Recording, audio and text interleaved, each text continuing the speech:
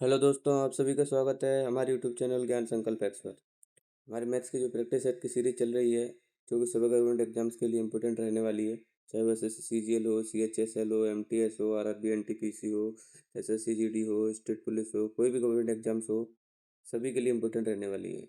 इस सीरीज के हम 3 प्रैक्टिस सेट कर चुके हैं। जिस किसी ने अभी तक नहीं देखे वो जाके चैनल पर देख सकता है। आज हम स्टार्ट करने वाले हैं प्रैक्टिस सेट नंबर 4। चलिए शुरू करते हैं आज का प्रैक्टिस सेट। ये रहा आप सभी के सामने आज का पहला सवाल। एक छात्र को किसी संख्या को 3/4 से गुणा करने के लिए कहा गया, लेकिन उसने गलती से संख्या को 3/4 से भाग दे दिया। इस प्रकार उसका उत्तर सही उत्तर से 7 अधिक आया। वह संख्या ज्ञात कीजिए। देखिए, गुणा करना था 3/4 से, लेकिन उसने भाग कर दिया। ऐसे क्वेश्चन में क्या कीजिए, सबसे पहले कोई संख्या मान लीजिए। अब ऐसी संख्या मानिए जो 3 और 4 से कटने वाली हो, तो 3 और 4 का एलसीएम मान लेते हैं कि वो संख्या होगी। 3 और 4 का एलसीएम आएगा 12, यानी हमने मान ली कि संख्या थी 12। ठीक है।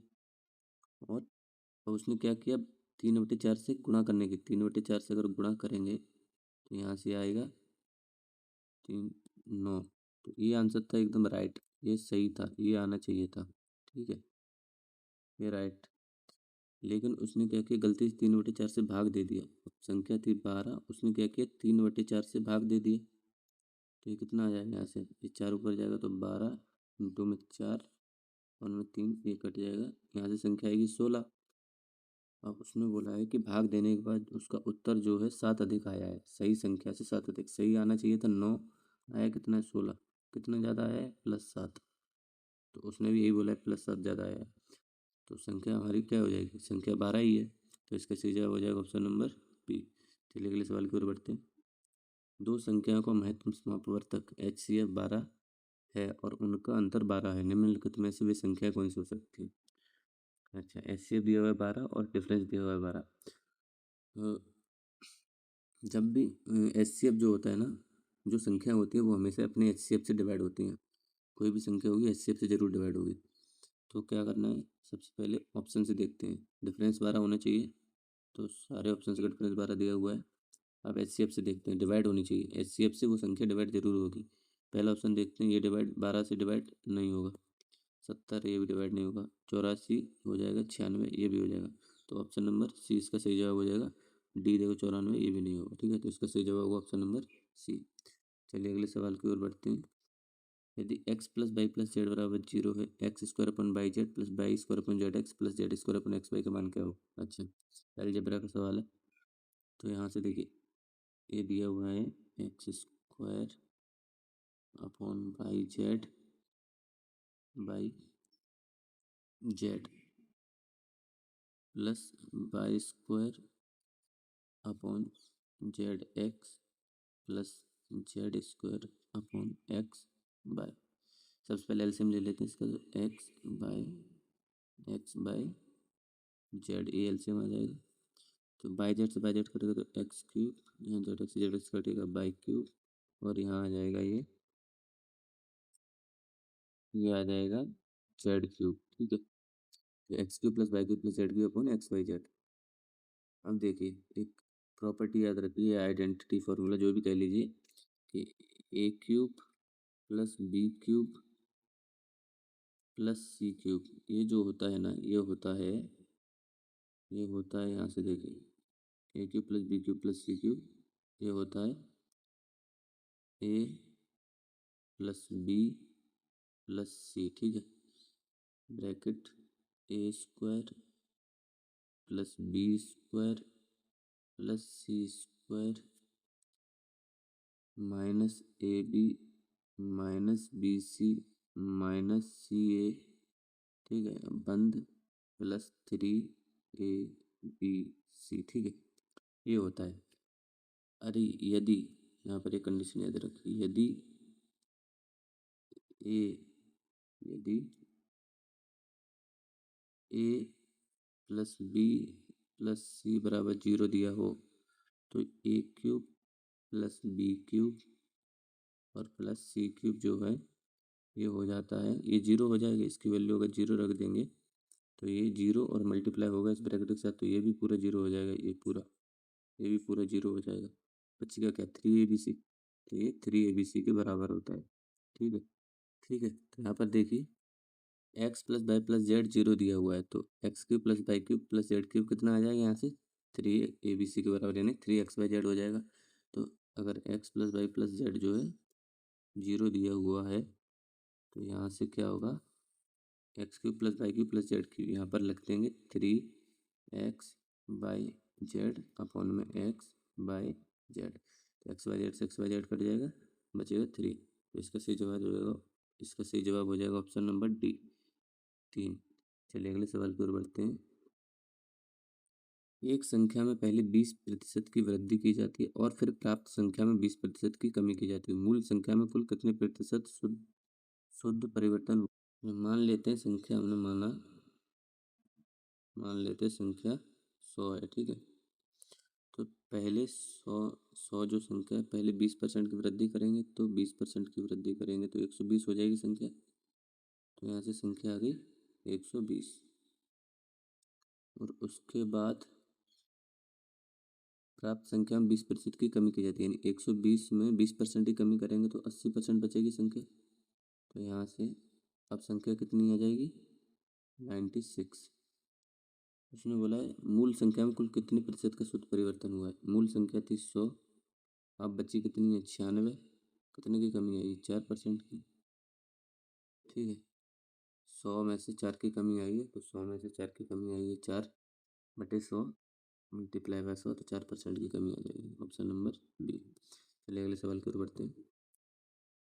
15 वस्तुओं का क्रय मूल्य 12 वस्तुओं के विक्रय मूल्य के बराबर है, इस सौदे में प्रतिशत लाभ ज्ञात कीजिए। देखिए 15 वस्तुओं का क्रय मूल्य जो है 12 वस्तुओं के विक्रय मूल्य के बराबर है, ठीक है। तो यहाँ से सेल CP अपॉन SP निकलेगा 12/15, तो 3 चौक 12 3 5 15। देखिए अगर CP 4 है तो SP 5 है, यानी कि 4 की चीज़ 5 में बेच रहा है, कितने का फायदा कर रहा है 1 का फायदा कर रहा है।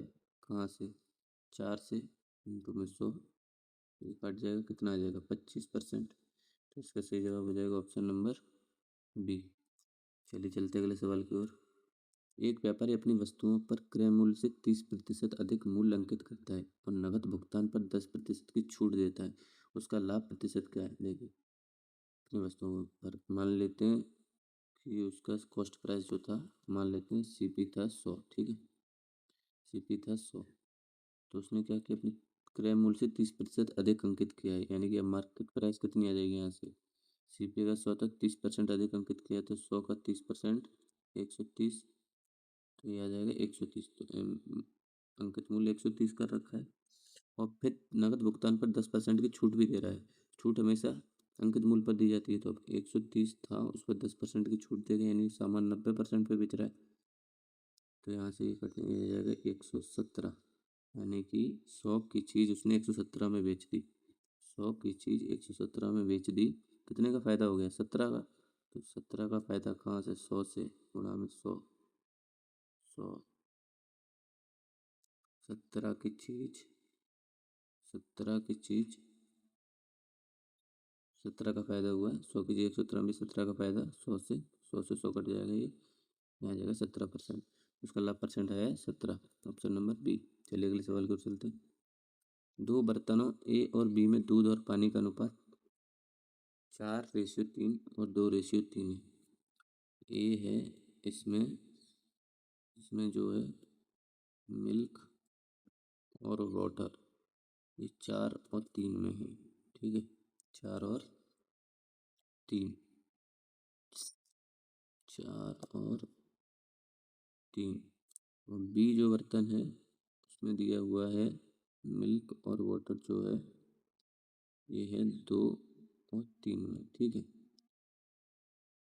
नए मिश्रण में आधा दूध और आधा पानी होना चाहिए। नया मिश्रण में दूध और पानी आधा होना चाहिए। नया मिश्रण हम मान लेते हैं टोटल C था, तो C में कितना होना चाहिए था 1:1, यहाँ लिख लेते हैं।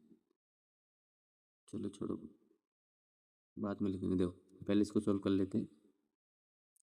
देखिए सबसे पहले क्या करना है, ऐसे क्वेश्चन में करिए, या तो दूध को निकाल लीजिए या फिर पानी को निकाल लीजिए, एक चीज़ निकाल लीजिए दोनों में से। देखिए कैसे, देखिए टोटल मिश्रण A बर्तन में कितना है, टोटल 4 और 3 7 मिश्रण है टोटल, और इसमें से अगर दूध देखा जाए तो कितना है 4, ठीक है। तो ए में दूध कितना है, 4/7, हम दूध पर निकाल रहे हैं, ठीक है।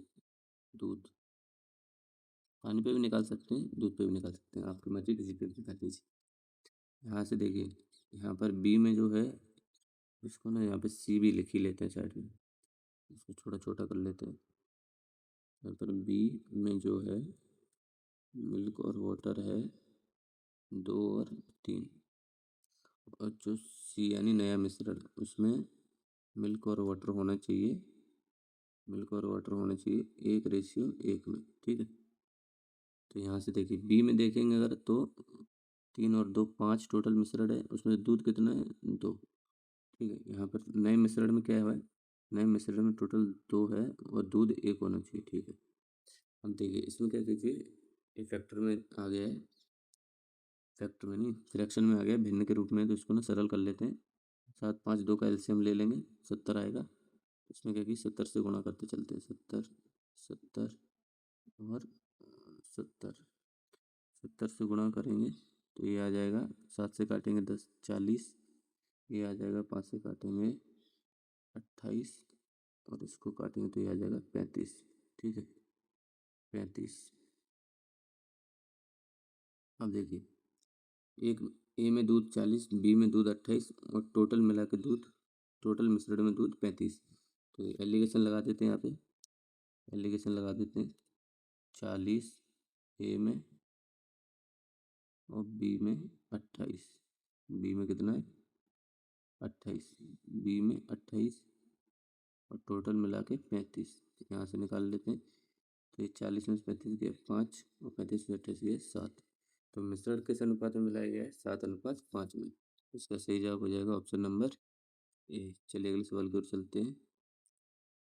33,630 को ए और बी में इस प्रकार विभाजित किया जाता है कि 3 वर्ष के अंत में ए का हिस्सा 5 वर्ष के अंत में बी के हिस्से के बराबर हो जाए। यदि चक्रवृद्धि ब्याज की दर 5% वार्षिक हो, ए का हिस्सा ज्ञात कीजिए।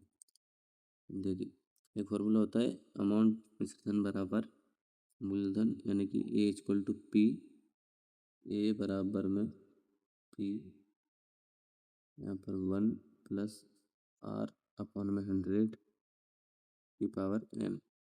एन यहाँ पर टाइम है, एन यहाँ पर, अरे यार, ए बराबर पी 1 प्लस आर बटे में 100 की पावर एन। एन यहाँ पर टाइम है, पी यहाँ पर प्रिंसिपल यानी मूलधन, ए यहाँ पर अमाउंट यानी मिश्रधन, आर यानी रेट दर। फॉर्मूला सबको पता ही होगा।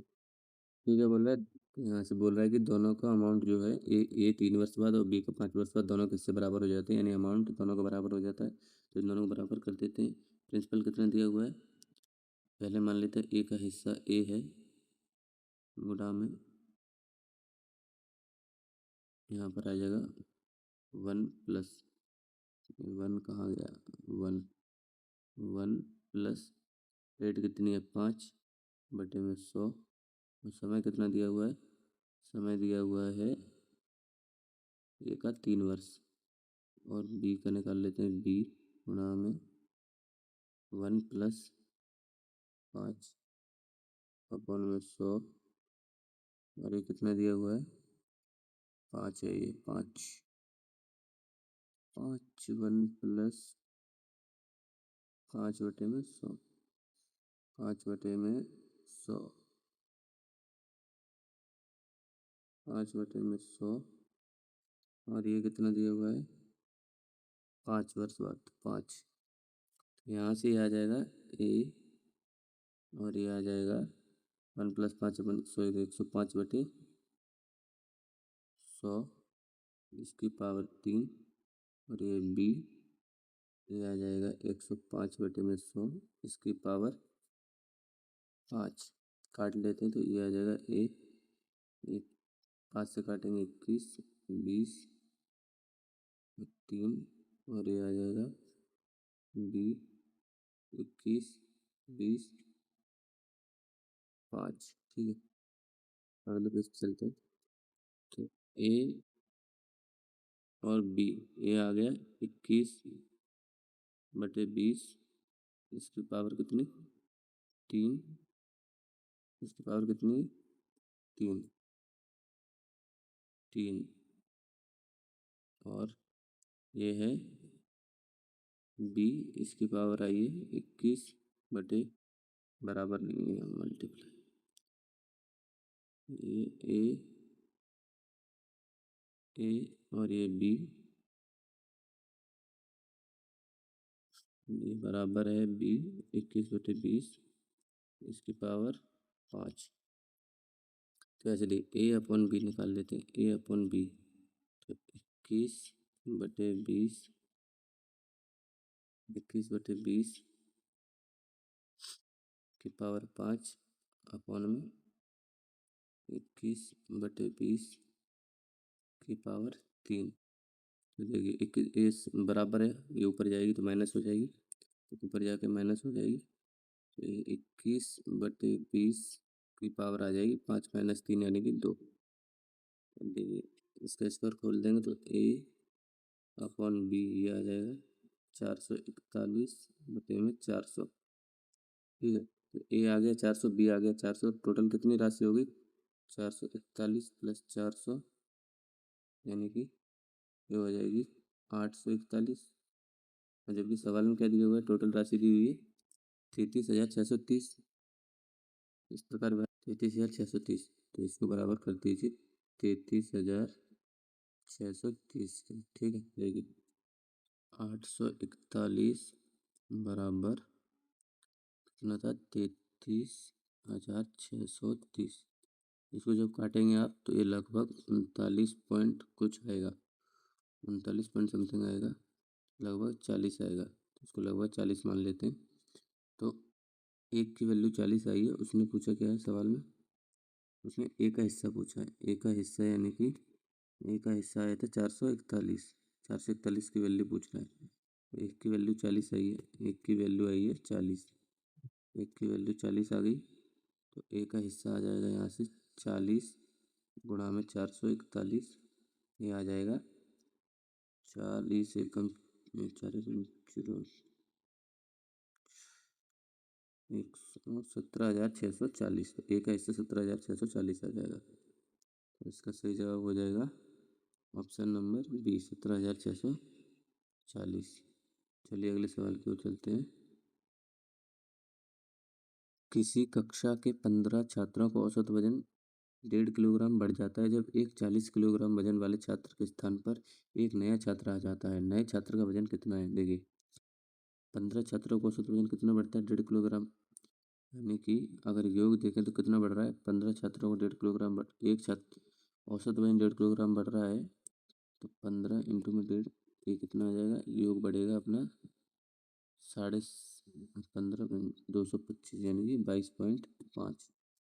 ये जो है 22.5, 22.5 यानी कि 22.5 और बढ़ा हुआ वजन आएगा। यानी 40 किलोग्राम वजन वाले छात्र को नया छात्र आ रहा है तो वो 40 किलोग्राम से 22.5 किलो और अधिक होगा। यानी कि 40 किलोग्राम तो आएगा ही आएगा, 22.5 और फालतू लेके आएगा तब 1.5 किलोग्राम औसत बढ़ेगा। तो ये आएगा 62.62। इसका सही जवाब होगा ऑप्शन नंबर बी। चलिए अगले सवाल पर चलते हैं। एक व्यक्ति की वर्तमान आयु उसके पुत्र की आयु की 3 गुनी है। 15 वर्ष बाद उसकी आयु पुत्र की आयु की 2 गुनी हो जाएगी। पुत्र की वर्तमान आयु ज्ञात कीजिए। व्यक्ति की वर्तमान आयु मान लीजिए एक्स थी। पुत्र की आयु की 3 गुनी है। पुत्र की आयु 22 है, उसकी 3 गुनी है। ठीक है, 15 वर्ष बाद उसकी आयु, 15 वर्ष बाद उसकी आयु x + 15 हो जाएगी। पुत्र की आयु की 2 गुनी होगी, पुत्र की आयु की 2 गुनी होगी। 15 वर्ष बाद पुत्र हो जाएगा 5 + 15 कितनी होगी, 2 गुनी होगी, तो इसका 2 गुना। ठीक है, तो यहाँ से निकाल लेते हैं, ये आ जाएगा x + 15 बराबर 2 बाय + 30। तो यहाँ से आ जाएगा, अरे 30, तो यहाँ से आ जाएगा x - 2 बाय बराबर 15 और यहाँ से x - 3 बाय बराबर 0। सॉल्व कर लेते हैं दोनों को। यहाँ पर लिख लेते हैं x-3y बराबर 0 और x-2y बराबर 15 बाई x-2y। यहाँ पर देखो ये माइनस प्लस माइनस ये तो कट जाएगा, तो ये माइनस बाई बराबर -15। तो बाई कितना है यहाँ से 15। बाई कौन है? पुत्र की आयु। तो पुत्र की वर्तमान आयु पूछी है 15 वर्ष। तो ऑप्शन नंबर इसका सी कौन सा होगा? बी। चलिए अगले सवाल की ओर बढ़ते हैं। ए किसी कार्य का 1/4 भाग 10 दिनों में कर सकता है। बी उसी कार्य का 1/3 भाग 20 दिनों में कर सकता है। दोनों मिलकर इस कार्य को कितने दिनों में पूरा करेंगे? देखिए ए किसी कार्य का 1/4 भाग करता है 10 दिन में, यानी कि ए जो है 1/4 भाग 10 दिन में कराए तो टोटल काम कितने दिन में करेगा? 1/4 भाग 10 दिन में कर रहा है तो टोटल काम करेगा 40 दिन में। ऐसे बी जो है 3/3 भाग कर रहा है, 1/3 भाग कर रहा है 20 दिन में, तो टोटल काम करेगा बी 60 दिन में। अब देखिए ए किसी काम को 40 दिन में कर रहा है और बी किसी काम को 60 दिनों में कर रहा है। पूछा है कितने दिनों में टोटल काम पूरा हो जाएगा। एलसीएम ले लीजिए, 120 आ जाएगा। 3 2 5 टोटल काम 120। दोनों मिलकर करेंगे, ये 3 करेगा बी 2 करेगा, टोटल 5। कितना हो जाएगा? 5 से काटेंगे तो ये 24। तो इसका सही जवाब क्या जाएगा? 24 दिनों में काम खत्म हो जाएगा। Option number A. चलिए अगले सवाल की ओर बढ़ते हैं। एक हौज में 2 नल लगे हैं जो उसे क्रमशः 12 मिनट 15 मिनट में भर सकते हैं, और एक निकास नली लगी है। जब तीनों एक साथ खोल दिए जाते हैं तो खाली हौज 20 मिनट में भर जाता है। निकास नली पूर्णतः भरे हौज को कितने समय में खाली कर देगी? ये मान लेते हैं जो है ए जो है 12 मिनट में भर रहा है, बी जो है 15 मिनट में भर रहा है। जब तीनों एक साथ काम करते तो ए प्लस बी माइनस सी, खाली करने वाला पाइप में सी, 20 मिनट में भर जाता है। तीनों का एलसीएम लेंगे 60, 12 5 60, 15 चौक 60 और 20 60। तो ए प्लस बी माइनस सी जो है टोटल 3 दिया हुआ है, तो ए प्लस बी माइनस सी 3 दिया हुआ है, 3 आ रहा है। तो यहाँ से ए प्लस बी दिया हुआ है 5 और 4 9, 5 + 4 माइनस सी बराबर 3। सी यहाँ से कितना आ जाएगा? 9 - 3, 5 और 4 9, तो सी आ जाएगा 9 - 3 6। क्योंकि सी खाली करने वाला पाइप है तो सी जो है 6 की स्पीड से खाली करेगा। सी जो है 60 है टोटल टंकी भरी हुई, और सी 6 की स्पीड से खाली करेगा तो ये काट देगा 10 मिनट में खाली कर देगा, यानी ऑप्शन नंबर बी। चलिए अगले सवाल की ओर चलते हैं। दो साइकिल सवार एक ही स्थान से विपरीत दिशाओं में चलना शुरू करते हैं। एक उत्तर की ओर 18 किलोमीटर प्रति घंटा की गति से जाता है, दूसरा दक्षिण की ओर 20 किलोमीटर प्रति घंटा की गति से जाता है। उन्हें एक दूसरे से 95 किलोमीटर दूर होने में कितना समय लगेगा? अच्छा देखो, दोनों विपरीत दिशा में जाते हैं। जब विपरीत दिशा में जाते हैं तो चालें जुड़ जाती हैं, सापेक्ष चाल जुड़ जाती है। तो टोटल दूरी कितनी है? 95 किलोमीटर। दूरी अपन में चाल, यहाँ से समय आ जाएगा। चाल है 20 और 18 38, 38 चाल है 95 किलोमीटर, काट लो क्या? 19 से काटेंगे, 19 पंच 95, 19 दूनी 38, 5/2 घंटे, 5/2 घंटे यानी कि 2 सही, तो 1/2, 1/2 का मतलब 30 मिनट। तो 2 घंटा 30 मिनट लगेंगे एक दूसरे से 95 किलोमीटर दूर जाने में। ऑप्शन नंबर ए सही जवाब होगा। चलिए अगले सवाल की ओर चलते हैं। 240 मीटर लंबी एक रेलगाड़ी 120 मीटर लंबे प्लेटफार्म को 24 सेकंड में पार करती है। रेलगाड़ी की 4 किलोमीटर प्रति घंटा बताइए। चाल बराबर दूरी बटे समय। तो चाल एक्स मान लेते हैं, दूरी 240 तो रेलगाड़ी की है, प्लस 120 लंबा मीटर प्लेटफार्म है, 24 सेकंड में पार करती है। तो ये आ जाएगी 360/24। इसको काट लेंगे तो ये आ जाएगा 15 मीटर प्रति सेकंड। ठीक है, 15 मीटर प्रति सेकंड। उसने पूछा है किलोमीटर प्रति घंटा। किलोमीटर प्रति घंटा बदलने के लिए इसको गुणा करना पड़ेगा 18/5 का। 5 से काटेंगे 3, 18 3, 5 से काटेंगे ये आ जाएगा 3, तो 18 दिए 54, यानी कि 54 किलोमीटर प्रति घंटा, ऑप्शन नंबर ए। चलिए अगले सवाल की ओर चलते हैं। एक मोटर बोट शांत जल में 15 किलोमीटर प्रति घंटा की गति से चल सकती है। वह धारा के अनुकूल 30 किलोमीटर जाने और वापस प्रारंभिक बिंदु तक आने में 4 घंटे 30 मिनट का समय लेती है। धारा की गति ज्ञात कीजिए। देखिए, शांत जल में 15 किलोमीटर प्रति घंटा की गति से, यानी कि बी जो दिया हुआ है वो दिया हुआ है हमें 15 किलोमीटर प्रति घंटा। पी जो है 15 दिया हुआ है और उसमें बोला है कि धारा के अनुकूल 30 किलोमीटर जाती है और फिर वापस भी आती है, तो 4 घंटे 30 मिनट का समय। चाल बराबर दूरी बटे समय होता है, तो समय बराबर दूरी बटे चाल हो जाएगा। दूरी है 30, चाल है बी प्लस एस, यानी कि 15 प्लस एस प्लस 30। धारा के प्रतिकूल आएगी तो चाल बी माइनस एस हो जाएगी, यानी कि 15 माइनस एस, और ये हो जाएगी इतना 4 घंटे 30 मिनट। 4 घंटे 30 मिनट का मतलब 4.5 घंटे, 4.5। तो यहाँ से क्या कीजिए, अगर आगे आपसे सॉल्व करेंगे तो लेंदी हो जाएगा। पहले एलसीएम लेंगे, फिर इसका मल्टीप्लाई, उसमें फिर इधर उधर बहुत लंबा मेथड जाएगा। आप ना ऑप्शन रख के चेक कर लीजिए। सबसे पहले ऑप्शन नंबर ऐसा लीजिए जिससे आसानी से कट जाए और आंसर आने की संभावना हो। सबसे पहले ऐसे अगर मैं ऑप्शन नंबर बी ले लेता हूँ तो 30, 15 प्लस 5, 15 प्लस एस, यानी कि 5, 15 5 20 प्लस 30 अपॉन में 15 माइनस एस, यानी कि 15 माइनस 5 10। तो देखिए इसको सॉल्व करेंगे तो ये आएगा, यहाँ से इसको काटेंगे तो ये आएगा 0, 1.5।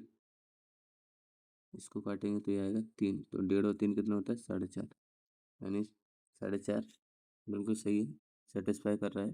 तो इसका सही जवाब हो जाएगा ऑप्शन नंबर बी। चलिए अगले सवाल की ओर चलते हैं। साधारण ब्याज की एक निश्चित वार्षिक दर पर 800 की राशि 3 वर्षों में 956 हो जाती है। यदि ब्याज की दर 4% बढ़ा दी जाए तो समान अवधि में यह राशि कितनी हो जाएगी। देखिए 3 वर्षों में 956 हो रही है, 800 से 956, यानी कि 156 तो ब्याज हो रहा है। राशि थी 800, रेट हमें पता नहीं है, 3 वर्ष में हो रही है, अपन में 100 काट लेंगे यहाँ से, 3 से काट लेंगे इसको, 3 5 15 और 3 दूनी 6। तो रेट यहाँ से आ जाएगी, रेट आ जाएगी 52/8। काट लेते हैं इसको, तो ये 4 से काटेंगे 13, 4 दूनी 8, 2 से काटेंगे तो ये 6.5%। तो 6.5% रेट आ गई। उसने कहा 4% बढ़ा दीजिए। अब 4% बढ़ाएंगे तो 4% और जोड़ दो तो ये हो जाएगी 10.5%। अब रेट हो गई 10.5% और समान टाइम दिया है, राशि कितनी हो जाएगी। देखिए ब्याज सिंपल इंटरेस्ट इक्वल क्या होता है, प्रिंसिपल पी कितना है 800, 800 इंटू में रेट कितनी हो गई अब 10.5, टाइम कितना है 3 साल ही है, अपन में 100 मिनट हटाएंगे तो यहाँ पर 0 आ जाएगा। 1 काट दिया, 5 से काटेंगे 21 और 1 काटेंगे 2, 2 से काटेंगे 4, तो 84 इंटू में 3, 3 चौको 12 और 24 और 1 25, 252। देखो पहले राशि थी 800, अब राशि 252 और जोड़ तो 252 ब्याज और जुड़ जाएगा, तो 800 और 200 1000, 1052। तो ऑप्शन नंबर 20 का सही जवाब होगा।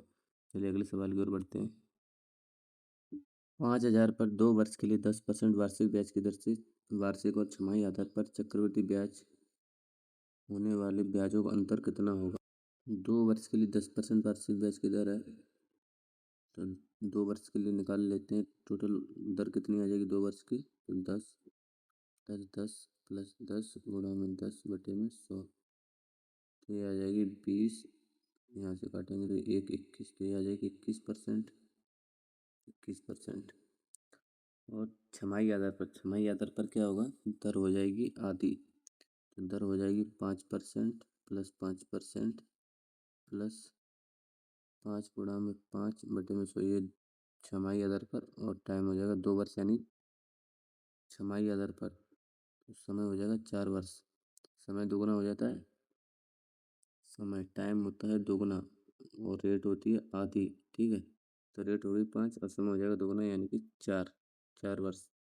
4 वर्ष नहीं, समय 2 ही वर्ष रहेगा, छमाही के हिसाब से 4 हो जाएगा।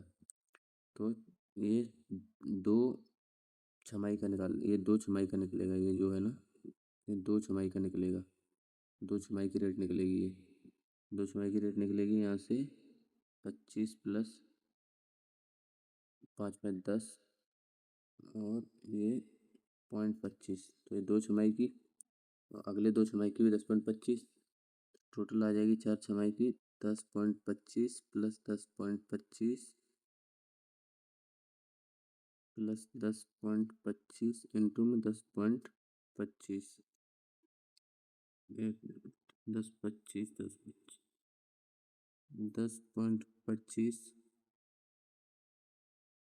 ये आ जाएगी 10.25 प्लस 10.25 प्लस 10.25 इंटू में 10.25 बटे में 100, तो यहाँ से ये निकल जाएगी कितनी, ये 10 10 20.25 काटेंगे टोटल तो ये आएगा 21.55%। ठीक है, तो देखो ब्याजों का अंतर पूछा है तो 21.55% और 21%, कितना अंतर आया है 0.5% का, तो 5,000 का 0.5% निकाल देंगे तो अपना आंसर आ जाएगा।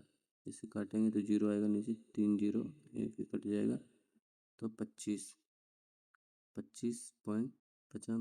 रुपये 25 पॉइंट समथिंग कुछ आंसर आएगा, तो इसका आंसर होगा ऑप्शन नंबर सी। चलिए अगले सवाल की ओर चलते हैं।